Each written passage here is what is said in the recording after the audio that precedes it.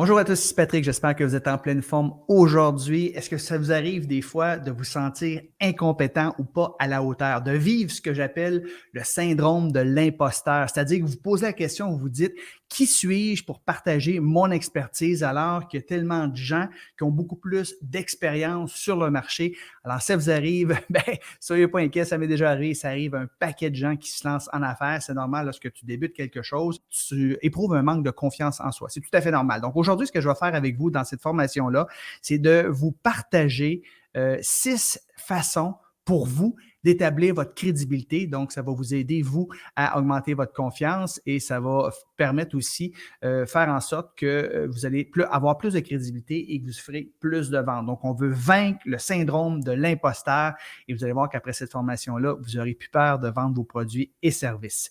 Donc, à l'agenda aujourd'hui, 6 façons d'établir votre crédibilité comme expert. Et ce que je vais faire également, c'est que je vais vous partager les 6 façons, les 6 stratégies pour gagner de la crédibilité, de la moins importante à la plus importante. Donc, selon moi, elles sont toutes importantes, mais j'y vais en ordre de priorité selon moi. Si vous ne me connaissez pas, alors je suis coach d'affaires, je suis entrepreneur. J'ai commencé en affaires en 1988, donc c'est pas d'hier. Et ce que je fais dans la vie de tous les jours, c'est que j'aide les coachs, les experts de l'accompagnement qui sont tannés d'échanger leur temps contre de l'argent pour gagner leur vie, à mettre sur pied des entreprises en ligne qui leur apportent plus de sens, plus d'argent, plus de liberté, c'est-à-dire des entreprises qui leur apportent plus de 100 000 ou 100 000 euros par année, tout en travaillant une quinzaine d'heures par semaine. Donc, oui, on veut faire plus de sous, mais on veut surtout profiter de la vie. Donc, merci beaucoup d'être là aujourd'hui. Donc, on commence immédiatement.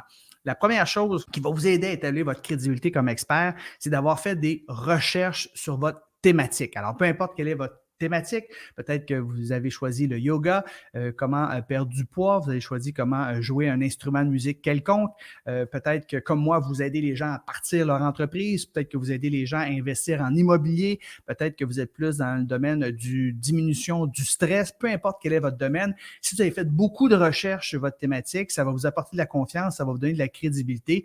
Alors peut-être que vous avez lu une douzaine de livres sur votre sujet de prédilection, vous avez écouté des centaines de vidéos sur YouTube, vous avez suivi des formations en classe, des formations en ligne, vous avez fait des entrevues avec des experts sur votre thématique. Donc, plus vous aurez fait de recherches approfondies sur votre sujet, plus ça va vous donner de la légitimité, évidemment. Quand vous allez en parler avec assurance. Donc, ça, c'est le premier niveau. Et au minimum, lorsque vous lancez un programme d'accompagnement en ligne, bien, vous devez avoir fait beaucoup de recherches sur votre thématique. Maintenant, la deuxième façon d'établir votre crédibilité comme expert, c'est d'aller chercher ce qu'on appelle des diplômes ou des certifications. Alors, dans mon cas, par exemple, j'ai un bac en marketing, donc je parle de comment vendre son expertise en ligne, comment se mettre en marché, donc c'est en lien avec ce que j'ai étudié à l'université. J'ai un titre de CSP qui veut dire Certified Speaking Professional et j'ai un titre de HOF, qui veut dire Canadian Speaking Hall of Fame. Donc, toutes ces choses-là me donnent beaucoup de crédibilité lorsque vient le temps de partager mon expertise.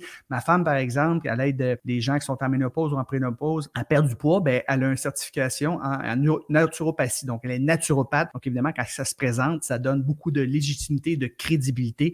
Il y a des gens qui sont, plusieurs de mes élèves sont des coachs en PNL, programmation neuro-linguistique. Ça aussi, ça donne la légitimité. C'est pas obligatoire pour réussir en ligne, mais pour une certaine tranche de la population, ça va inspirer confiance le fait que vous ayez des diplômes ou des certifications. Donc, si c'est possible pour vous d'aller chercher des diplômes ou des certifications, tant mieux, mais soyez crainquins, ce n'est pas obligatoire. Maintenant, une troisième façon pour vous d'aller chercher de la crédibilité, de la confiance aussi, c'est de devenir un auteur. Donc, si vous avez écrit des e-books, ça c'est la première étape. Un e-book, on parle peut-être d'une cinquantaine de pages, alors que si vous écrivez des livres, bien, généralement, c'est peut-être 150, 200 pages et plus.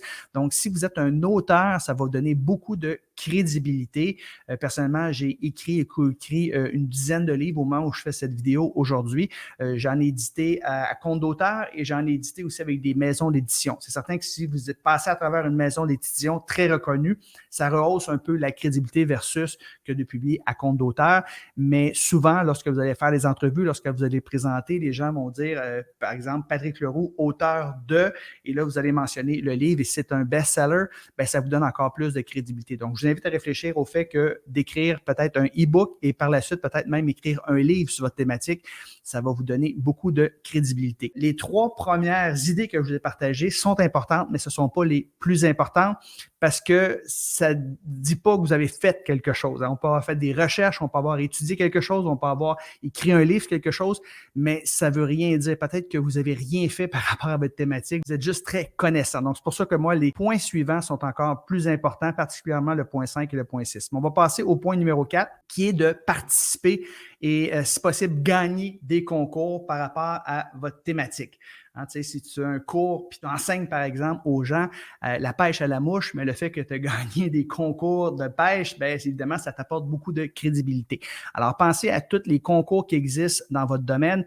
Évidemment, quand j'ai commencé, j'étais jeune, je n'avais pas l'expérience, j'étais à l'université, je voulais travailler en marketing, donc j'ai participé à un concours qui s'appelait le concours Réflexe Marketing, où on devait faire des entrevues sur la grande place publique à l'UQAM, l'École des sciences de la gestion, devant des centaines de personnes, et on se fait passer en entrevue par 3 vice-présidents des plus grosses entreprises au Québec. C'était hyper stressant.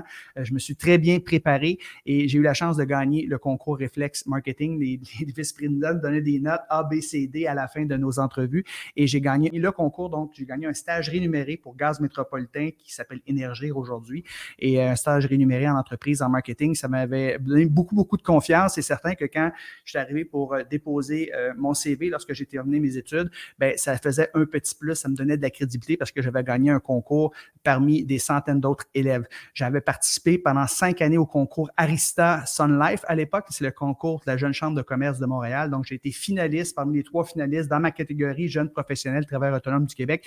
J'ai malheureusement jamais gagné, mais j'ai été parmi les 3 finalistes. Il y avait 500 personnes, beaucoup de médias par rapport à ça. Il y avait fait des profils vidéo, donc j'avais fait des entrevues. Donc, ça m'avait mis un peu sur la map quand j'étais à mes débuts. Et ça aussi, ça pourrait vous aider, peu importe quel concours qui existe dans votre domaine. Quand je suis devenu conférencier professionnel, j'ai participé à des concours chez des Toastmasters, des concours d'art oratoire.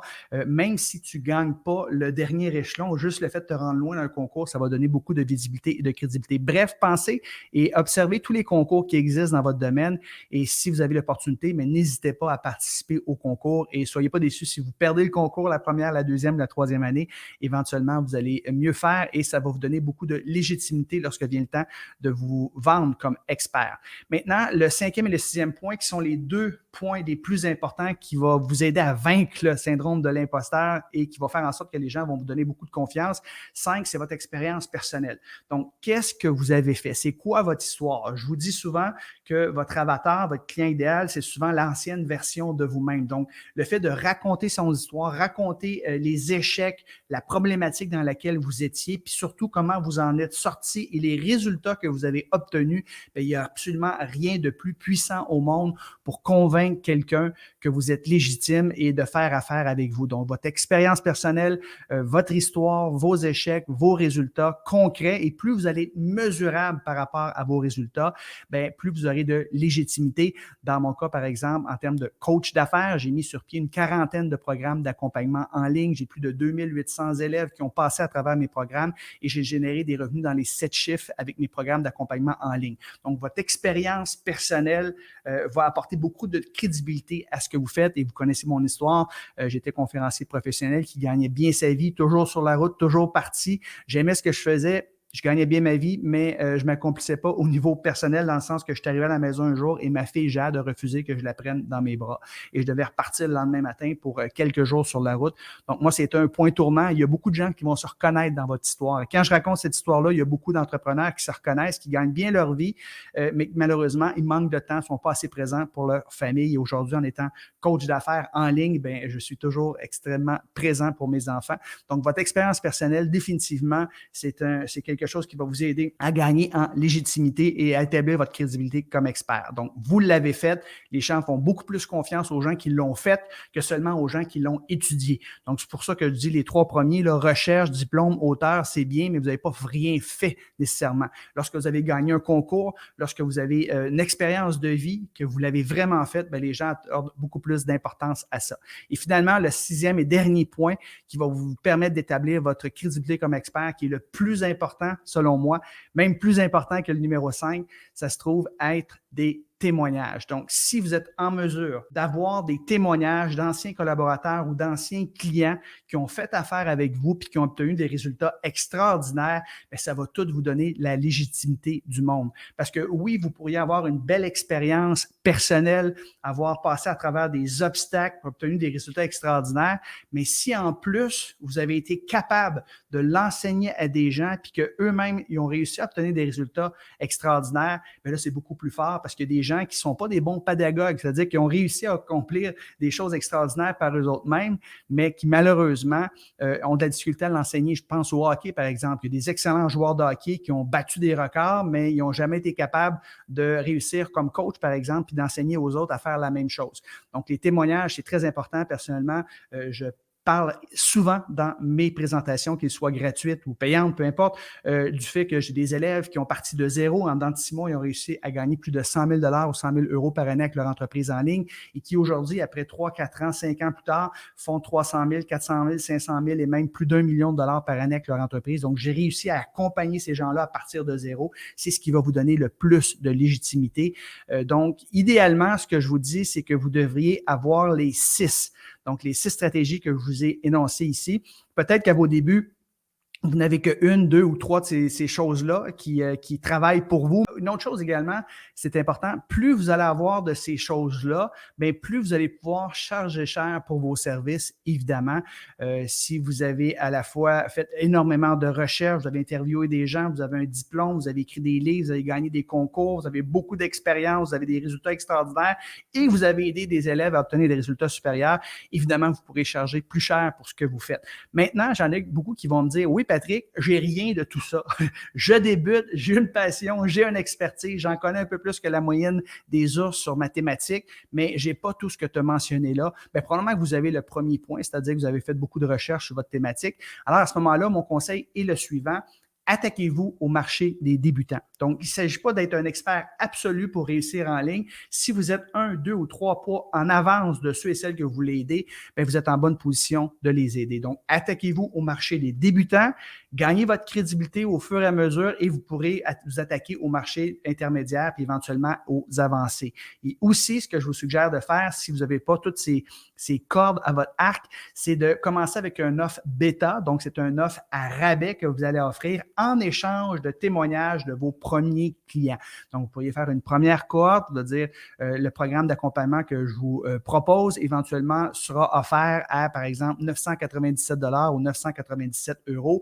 Mais étant donné que c'est ma première cohorte, une cohorte bêta, mais je vous l'offre seulement 297 $, 297 €, en échange de quoi, suite aux, je ne sais pas, 12 semaines, par exemple, 8 semaines, peu importe la durée de votre programme, bien, je veux obtenir des témoignages vidéo, des témoignages écrits de votre part, me partageant les résultats que vous avez accomplis. Donc, si vous débutez, c'est la meilleure chose, commencer avec une offre BA, une offre qui est un peu moins chère que ce que vous allez vendre et en échange de retour, de témoignages, de feedback de vos étudiants.